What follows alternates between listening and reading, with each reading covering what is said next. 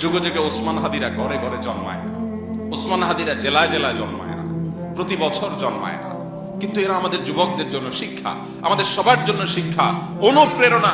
কিভাবে ক্ষুদ্র গণ্ডির ঊর্ধ্বে উঠতে হয়, কিভাবে ক্ষুদ্র চিন্তার বাইরে যেতে হয়, কিভাবে ভয়ের কালচারাল সংস্কৃতির দেয়ালকে প্রাচীরকে ভেঙে দিতে হয়, এটা শেখানোর মতো মানুষ ঘরে ঘরে হয় না।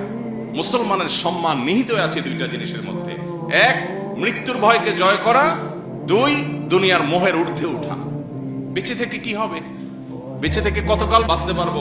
1000 বছর তো বাঁচতে পারবো না, মরতে তো হবেই। তাহলে সে মৃত্যুটা কেন গৌরবের মৃত্যু হবে না? সে মৃত্যুটা কেন সার্থক মৃত্যু হবে না? সে মৃত্যু কেন হাজার হাজার তরুণকে উজ্জীবিত করবে না? সে মৃত্যু কেন বহু মানুষের বিবেককে খুলে দিবে না? সে মৃত্যু কেন অন্যকে অনুপ্রাণিত করবে না? এই মৃত্যু কেমন মৃত্যু? যে মৃত্যু আমার একজন ভীরু মানুষের মতো মৃত্যু হবে। আমি পলায়ন পর হয়ে মৃত্যু কেন বরণ করব? এই মৃত্যুর ভিতরে কি সার্থকতা আছে? এই মৃত্যু তো সবাই বরণ করে, গরু ছাগলেরও তো মৃত্যু হয়। আমি মানুষ, আমি প্রাণী, আমি মুসলিম, আমি আল্লাহ নবীর উম্মত, আমি বড় বড় সাহাবীদের অনুসারী, অতএব আমার মৃত্যু তো অন্য 10 জনের মৃত্যু মতো হতে পারে না। আমি একজন আদর্শবাদী মুসলিম হতে হয়। আমার চোখে মুখে থাকবে দুনিয়া জয় করার স্বপ্ন, আমার চোখে মুখে থাকবে অন্যায়ের বিরুদ্ধে কথা বলার স্বপ্ন, মাজলুম মানুষের পক্ষে কথা বলার স্বপ্ন, অন্যায় অনাচারের বিরুদ্ধে কথা বলার স্বপ্ন। এটা যদি চোখে না থাকে, এই পুরুষত্বের দাম কি? এই মনুষ্যত্বের দাম কি?